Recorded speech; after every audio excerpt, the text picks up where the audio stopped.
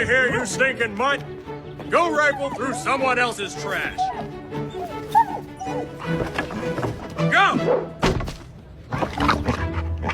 This stray dog found a bone for the very first time. Excited, it ran through the streets with pure joy. But the next second, the bone was knocked away. The dog rushed into the crowd to look for it. Then it spotted a woman holding a piece of bread. Its mouth watered instantly. Just then, a troop of soldiers marched by. One soldier, named Robert, felt sorry for it. He pulled out a cookie from his pocket and tossed it over. That one cookie made the dog remember Robert forever. Following his scent, it tracked him all the way to the training camp. Guards were posted at the gate, so it couldn't get in. Smart as ever, the dog dug a small hole under the fence and squeezed through to sneak inside the camp. Drawn by the smell, it found a table full of ribs in the kitchen. But before it could take a bite, the cook kicked it out. Panicking, it ran around wildly and accidentally bumped right into Robert. The moment it caught that familiar scent, it knew this was the man who gave it the cookie. The dog refused to leave his side no matter what. Robert tried to push it away, but its barking drew the officer's attention. Seeing the way they looked at each other, the officer thought it was Robert's pet, so he ordered Robert to take care of it. During training, the dog even stood at attention like a real soldier. The officer grew quite fond of it. After wandering for so long, the dog finally had a home, and it got its very own name, Stubby. Stubby adjusted to camp life alongside Robert, training and growing with the soldiers. Its clever and obedient nature made it everyone's favorite, but the peace didn't last long. War broke out. The new recruits had to head for the battlefield. When they were leaving, Stubby snuck into Robert's duffel bag. It wanted to go with him, but Robert tied it up with a leash